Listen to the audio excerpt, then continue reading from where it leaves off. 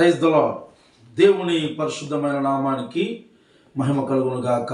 ఆమేన్. ప్రియమైన దేవుని బిడ్డలారా, క్రితం వారం ఎపిసోడ్లో మనము కయ్యూను అర్పణని దేవుడు ఎందుకు అంగీకరించలేదనే విషయం మీద తెలుసుకొని ఉన్నాము. ఇంకా ఆ విషయాన్ని, ఆ వీడియోని ఎవరైనా చూడని ఎడల క్రింద డిస్క్రిప్షన్లో మీకు లింక్ ఇవ్వబడింది. ఆ వీడియోని చూడగలరు. ఈ వారం మరి ఒక ప్రశ్నతో మీ ముందుకు రావడం జరిగింది. ఆ ప్రశ్నకు సమాధానం ఇవ్వడానికి మన మధ్యలోనికి గుడివాడ ప్రాంతం నుంచి మువ్వల అనిల్ కుమార్ గారు మన మధ్యలో ఉన్నారు. వందనాలండి. వందనాలండి. ఈరోజు ప్రశ్నగా ఈనాడు చాలామంది ఎదుర్కొన్న సమస్యలు, అవి సేవకులు కానీ దేవుని బిడ్డలు కానీ ఎదుర్కొన్న సమస్యలు, మతోన్మాదులు క్రీస్తును గూర్చి అడిగిన ప్రశ్నకు దేవుని బిడ్డలుగా క్రైస్తవులు సమాధానం చెప్పాలా? ఓకే అండి, వండర్ఫుల్ క్వశ్చన్ అండి. మతోన్మాదులు దేవుని బిడ్డలను, క్రైస్తవులను ప్రశ్నించినప్పుడు వాళ్ళకి సమాధానం చెప్పాలా వద్దా అని అడుగుతున్నారు. So right. సో అట్లాంటి సందర్భాలు బైబిల్లో ఏమైనా ఉన్నాయా, లేకపోతే బైబిల్ దీని గురించి ఏం చెబుతుంది అనే కోణంలో మనం ఆలోచించడానికి ప్రయత్నం చేద్దాం. సో వ్యక్తిగతంగా ఆయా లీడర్స్ రకరకాల జవాబులు చెప్పేవాళ్ళు ఉన్నారు. సో వాటన్నిటిని మనం ఇప్పుడు పరిశీలించడం లేదు, కానీ సో బిబ్లికల్గా బైబిల్ ఏం చెబుతుంది, వాక్యం ఏం చెబుతుంది అన్న విషయాన్ని మనం చూద్దాం. సో ముందుగా పేతురు రాసిన మొదటి పత్రిక 3వ అధ్యాయం 15-16 వచనాలని ఒకసారి మనం చదువుదాం. పేతురు రాసిన మొదటి పత్రిక 3వ అధ్యాయం 15-16 వచనాలు. నిర్మలమైన మనస్సాక్షి కలిగిన వారై మీలో ఉన్న నిరీక్షణను గూర్చి మిమ్మును హేతువు అడుగు ప్రతి వానికిని సాత్వికముతోనూ భయముతోనూ సమాధానము చెప్పుటకు ఎల్లప్పుడూ సిద్ధముగా ఉండి మీ హృదయముల యందు క్రీస్తును ప్రభువుగా ప్రతిష్ఠించుడి. తర్వాత వచనం కూడా చదివేయండి. అప్పుడు మీరు దేని విషయమై దుర్మార్గులని దూషింపబడుదురో దాని విషయమై క్రీస్తునందున్న మీ సత్ప్రవర్తన మీద అపనింద వేయువారు సిగ్గుపడుదురు. ఓకే, ఇంకా తర్వాత పైన కింద వచనాలు కూడా చదువుకోవచ్చు. ఈ పుస్తకం మొత్తాన్ని కూడా కలిపి చదవచ్చు, ఇంకా చక్కగా కాంటెక్స్ట్లో అర్థమవుతుంది. ఇక్కడ మనం జాగ్రత్తగా గమనిస్తే మీలో ఉన్న నిరీక్షణ గురించి మిమ్మల్ని హేతు అడుగు ప్రతి వానికి సమాధానం చెప్పాలి అని దేవుని వాక్యం సెలవిస్తూ ఉంది. బహుశా బాగా తెలివిగల వాళ్ళు, విద్యావంతులు ఈ మాట చెబితే వాళ్ళు చదువుకున్నారు కాబట్టి వాళ్ళు చెప్తారులేండి అని అనుకోవచ్చు. కానీ ఒకప్పుడు చేపలు పట్టుకునే వృత్తి నుంచి ప్రభు పరిచర్యలోకి వచ్చిన పేతురు ఈ మాటలు రాస్తూ ఉన్నాడు పరిశుద్ధాత్మ ప్రేరణ చేత.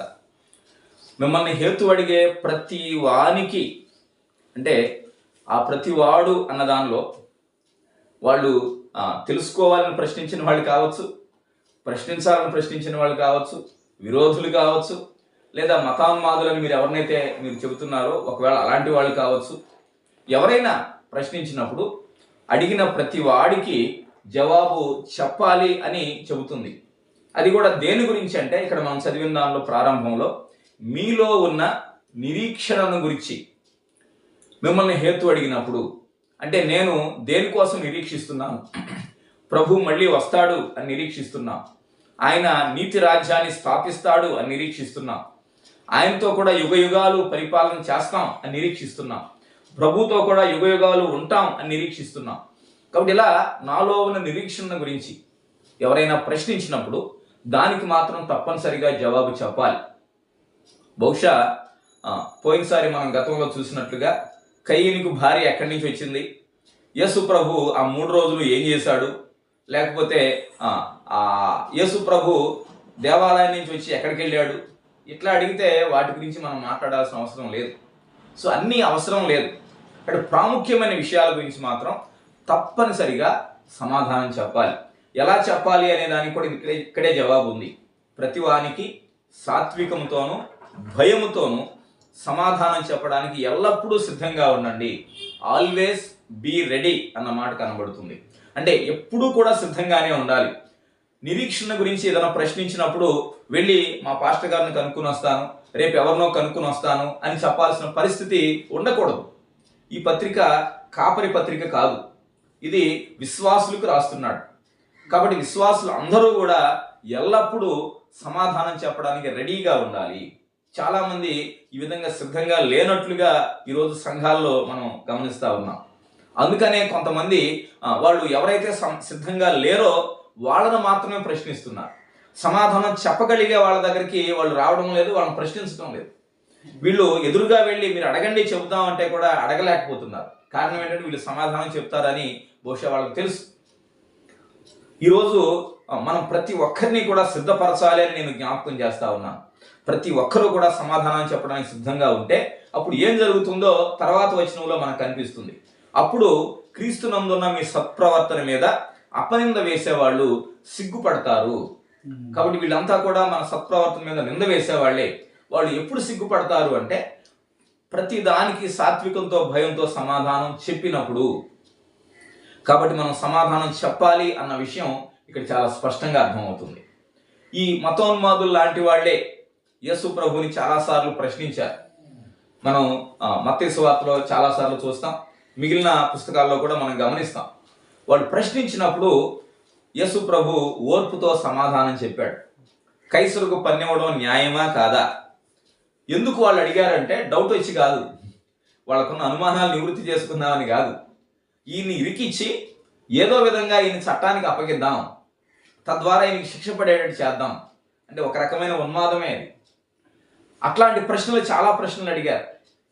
ఈ 5గురిలో ఈమె ఎవరికి భారీగా ఉంటుంది దేవుని రాజ్యంలో? ఇట్లా రకరకాల చిక్కు ప్రశ్నలు వేసే ప్రయత్నం చేసిన ప్రతిసారి కూడా యేసు ప్రభు సమాధానం చెప్పాడు. అయితే కొన్ని సందర్భాల్లో చెప్పలేదు ఆయన. సో వాళ్ళు అడిగినప్పుడు యేసు ప్రభు కూడా తిరిగి ప్రశ్నించాడు. యోహాను ఇచ్చిన బాప్తిస్మం పరలోకం నుంచి వచ్చిందా, మనుషుల వాళ్ళు వచ్చిందా అని ఎదురు ప్రశ్నించాడు. ప్రశ్నించినప్పుడు వాడు జవాబు చెప్పలేదు.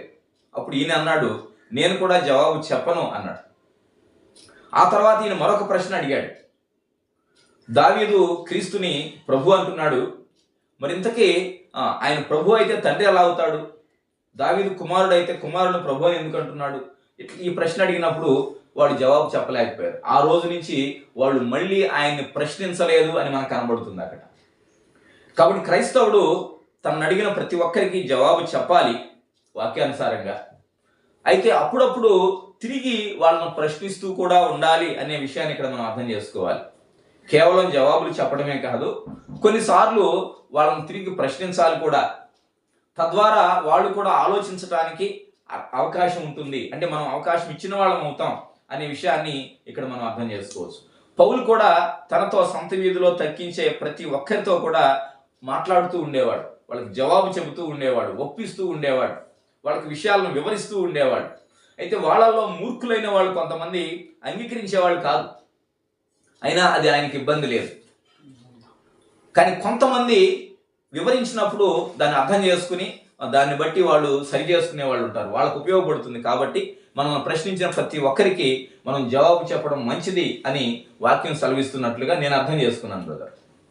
ఓకే, ఇప్పుడు ఇలాంటివి ప్రతి సందర్భంలో ఎదురవ్వకపోవచ్చు. కొన్ని సందర్భాల్లో దేవుని బిడ్డలు యేసు క్రీస్తుని గురించి చెప్తున్నప్పుడు వారు వ్యతిరేకంగా వచ్చి మాట్లాడుతూ ఉన్నప్పుడు మనం వారికి సమాధానం చెప్పవలసిన బాధ్యత కూడా ఉందంటారా? సమాధానం అనేది ప్రశ్నించినప్పుడు వస్తుంది బ్రదర్. వాళ్ళు ప్రశ్నించినప్పుడు జవాబు చెప్పాలి. ఇప్పుడు మీరేమంటున్నారు? వాళ్ళు వ్యతిరేకించినప్పుడు అంటున్నారు. ఇప్పుడు మనం యేసుక్రీస్తు గురించి సువార్త మా ఊరు రావద్దు, మా ఊర్లో సువార్త చెప్పొద్దు అన్నప్పుడు అలాంటి సందర్భాలు ఎదురైనప్పుడు మనం ఏం చేయాలి? సో కొంతమందికి అలవాటు ఏంటంటే వాళ్ళు చాలా హడావిడిగా ఒక 20 మంది 30 మంది ఒక టీమ్గా వెళ్ళి చెప్పడం. సో మైక్లో అందరికీ వినబడేటట్టుగా చెప్పడం. దాన్ని వాళ్ళు ఏమంటారంటే మాకు అది డిస్టర్బెన్స్గా ఉంది, మా పనులు మేము చేసుకోలేకపోతున్నాం, మాకు ఇబ్బందిగా ఉంది, ఈ సౌండ్ వింటేనే మాకు చాలా ఎలర్జీ వస్తుంది అని చెప్తారు. సో నువ్వు మైక్ పెట్టి చెప్పాల్సిన అవసరం ఏముంది? సో కాబట్టి వ్యక్తిగతంగా చెప్పొచ్చు, వ్యక్తిగతంగా మాట్లాడవచ్చు. తర్వాత యేసు ప్రభు కూడా శిష్యుల్ని పంపిస్తూ మత్తయి సువార్త 10వ అధ్యాయంలో వాళ్ళతో ఏం చెప్తాడంటే ఒకవేళ మీరు ఎక్కడికైనా వెళ్ళినప్పుడు వాళ్ళు అంగీకరించకపోతే మీ కాలు దుమ్ము కూడా అక్కడ దులిపి వచ్చేయండి అన్నాడు. అంతేగాని మేము ఇశ్రాయేలీయులమి, ఇశ్రాయేల్ పట్టణాల్లో మాకు స్వేచ్ఛ ఉంది, మమ్మల్ని రావద్దనడానికి నువ్వెవడవి అని వాళ్ళని వాదించమని చెప్పలేదు, అలా నేర్పలేదు ప్రభు. ఒకవేళ ఎవరైతే వద్దన్నారో వాళ్ళని వదిలిపెట్టి మిగిలిన వాళ్ళకి చెప్పండి. కానీ మనం బలవంతంగా వాళ్ళ మీదకి ఏదో రుద్దాల్సిన అవసరం లేదు. చెప్పే ప్రయత్నం చేస్తాం, వివరించే ప్రయత్నం చేస్తాం. వాళ్ళు వద్దు అన్నప్పుడు ఇంకా వినేవాళ్ళు వేరే వాళ్ళు ఉంటారు, సో వాళ్లకు మనం తెలియజేయచ్చు. అంతే తప్ప దానికోసం మనం ఏదో పోరాడి చేయాల్సిన అవసరం లేదు. ఎందుకంటే ఇది మనం ఏదో లాభం కోసం మనం చేసేది కాదు. సో దాన్ని చేయడం వల్ల, సువార్త ప్రకటించడం వల్ల మనకేదో లబ్ధి వచ్చి వాళ్ళ నుంచి మనం ఏదో లాక్కునేది ఏం లేదు. అందులో అది వాళ్ళకి లాభం, వాళ్ళకు ఉపయోగకరం. కానీ ప్రభు ఇచ్చిన మార్గదర్శకాలను బట్టి మనం సువార్త ప్రకటిస్తే బాగుంటుంది అనేది నా ఉద్దేశం. రైట్, మీరు చెప్పిన సమాధానం బాగుంది. ఎందుకంటే వారు అడిగిన ప్రశ్నలకు మనము స్పందించాలి, సమాధానం చెప్పాలన్నారు. కొన్ని సందర్భాల్లో సువార్త ప్రకటించడానికి వెళ్ళినప్పుడు ఎదుట ఉన్న వ్యక్తులు యేసు క్రీస్తుని గురించి అవమానకరంగా మన ముందే మాట్లాడుతూ ఉంటారు. అలాంటప్పుడు ఒక దేవుని బిడ్డగా మనం ఎలా స్పందించాలి? యేసు క్రీస్తు గురించి కానీ దేవుని బిడ్డల గురించి కానీ అవమానకరంగా వాళ్ళు మాట్లాడుతున్నప్పుడు ఆ దేవుని సువార్త ప్రకటించడానికి వెళ్ళిన మనము ఎలా స్పందించాలి? ఈనాడు చాలామంది సేవకులు కానీ దేవుని బిడ్డలు కానీ ఇలాంటి సమస్యలు ఎదుర్కొంటూ ఉన్నారు. అటువంటి వారితో దేవుని బిడ్డగా మనం ఎలా స్పందించాలి? మనం వెళ్ళినప్పుడే కాదు బ్రదర్, మనం ఎక్కడికి వెళ్ళకపోయినా వాళ్ళు వీడియోస్ తయారు చేసి యూట్యూబ్లో పెట్టి మరీ తిడతా ఉన్నారు. సో కొన్నిసార్లు మనం వెళ్ళకపోయినా ప్రభువును దూషించే దోషంలో వినబడతా ఉంటాయి. అయితే నిజంగా మారు మనసు పొంది రక్షించబడిన ఒక వ్యక్తికి అయితే అట్లాంటివి విన్నప్పుడు ఖచ్చితంగా బాధ కలుగుతుంది. అయితే అదే సమయంలో ఆ వ్యక్తి పట్ల జాలి కూడా కలుగుతుంది. ఎందుకంటే అతను తెలియక, అర్థం కాక ఆ విధంగా చేస్తున్నాడు అనేది. అంతే తప్ప అతని మీద విద్వేషం రగిలి అతను ఏదో సంహరించాలి, ఇతన్ని ఆపేస్తే ఇంకా ప్రభుకి ఏదో మహిమ వస్తుంది అన్నట్లుగా బహుశా ఎవరు అనుకోరు దేవుని బిడ్డలైన వారు. అంటే ఆ దూషించే వ్యక్తి పట్ల జాలి కలుగుతుంది తప్ప అతని మీద కోపం రాదు. అయితే ప్రభువుని ఈ విధంగా అన్నందుకు ఆ మాటను బట్టి మనకు బాధ కలగచ్చు. కాబట్టి దానికి ఇంకా ఏం చేయగలము అనేది ఆయా సమయాల్లో దేవుని ఆత్మ మనకు నడిపింపు ఇవ్వాలి. కాబట్టి దానికి అన్ని సందర్భాలకి ఒకే జవాబును చెప్పడం సాధ్యం కాదు. కాబట్టి ఆయా సందర్భాలలో ఆ మనసుతో వాళ్ళు ప్రభువుని వేడుకుంటే తప్పకుండా ప్రభు వాళ్ళకి తగిన గైడెన్స్ ఇస్తారు. యేసు ప్రభు అందుకే మత్తయి సువార్త 10వ అధ్యాయంలో సువార్తను మాత్రం స్పష్టంగా చెప్పమని చెప్పారు. కానీ మీరు రాజుల దగ్గరికి, అధిపతుల దగ్గరికి, ప్రధానుల దగ్గరికి వెళ్ళినప్పుడు అప్పుడు ఏం చెప్పాలా అని మీరు కంగారు పడవద్దు. ఆ సమయంలో దేవుని ఆత్మ మీకు ఏదైతే తెలియజేస్తాడో దాన్నే చెప్పండి. అప్పుడు మాట్లాడేది మీరు కాదు, దేవుని ఆత్మ, తండ్రి ఆత్మ మీలో ఉండి మాట్లాడుతున్నాడు అని మాట్లాడిన దాన్ని బట్టి అలాంటి సందర్భాల్లో దేవుడు మనకి వివేకాన్ని ఇస్తాడు అని నేను జ్ఞాపకం చేయాలనుకుంటున్నాను. అయితే ఇందాక మనం అనుకున్నట్టుగా ప్రతి ప్రశ్నకు జవాబు మన దగ్గర ఉండాలి. అయినప్పటికీ కొన్నిసార్లు మౌనంగా ఉండడం కూడా అవసరం. యేసు ప్రభు చాలా మందికి జవాబు చెప్పాడు. పిలాతు అడిగిన ప్రశ్నలకు కూడా జవాబు చెప్పాడు. పిలాతు యేసు ప్రభుని విడుదల చేద్దామని కొన్ని ప్రశ్నలు అడిగాడు, వాటికి జవాబు చెప్పలేదు. హేరోదు రాజు చాలా ప్రశ్నించాడు, ఈయన ద్వారా ఏదైనా అద్భుతం చూద్దామని, ఆయనకు కూడా జవాబు చెప్పలేదు. కొంతమంది ప్రశ్నించినప్పుడు జవాబు చెప్పాడు, కొన్ని సందర్భాల్లో చెప్పలేదు.